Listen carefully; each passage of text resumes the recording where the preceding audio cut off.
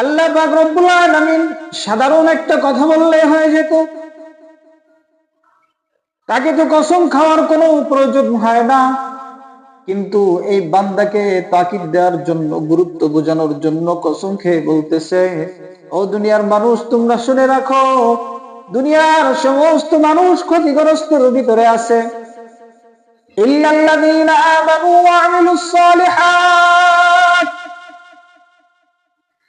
ওয়া তাওয়াসাউ বিল হক ওয়া তাওয়াসাউ বিস সবর। তবে 4 শ্রেণীর ব্যক্তি ব্যতীত, কয় শ্রেণীর ব্যক্তি?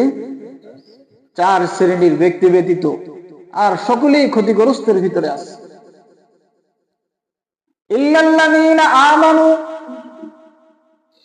ওই 4 শ্রেণীর ব্যক্তি, তার ভিতরে প্রথম নম্বর গুণ হলো যারা আল্লাহ তাআলার উপরে ঈমান এনেছে, আল্লাহ তাআলার একত্ববাদকে স্বীকার করেছে, জবান দিয়ে স্বীকার করেছে, অন্তর দিয়ে বিশ্বাস করেছে, ওয়া আমিলুস সালিহাত, ঈমান আনার পরে তারা নেক আমল করে। দ্বিতীয় নম্বর গুণ হলো নেক আমল। ওয়া তাওয়াসাউ বিল হক, মানুষকে হকের দাওয়াত দেয়, দাওয়াত ইলাল্লাহর কাজ করে, তাবলীগের কাজ করে, মানুষকে আল্লাহর দিকে ডাকে, আল্লাহর রাসূল যে বাণী তার কাছে রেখে গেছে, আল্লাহর যে হুকুমগুলো সে জানে মানুষের কাছে পৌঁছায়। তাহলে পৃথিবীর ভিতরে সমস্ত মানুষ ক্ষতিগ্রস্তের ভিতরে, তবে 4 শ্রেণীর ব্যক্তি ব্যতীত।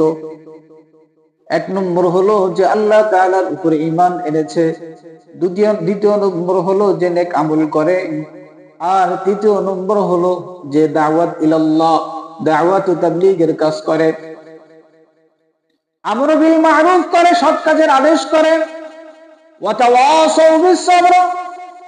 আর চতুর্থ নম্বর গুণ হলো মানুষকে অসৎ কাজের নিষেধ করে। এই 4টা গুণ যাদের উপরে আছে, যাদের ভিতরে আছে, সে ক্ষতিগ্রস্ত থেকে বেঁচে গেছে।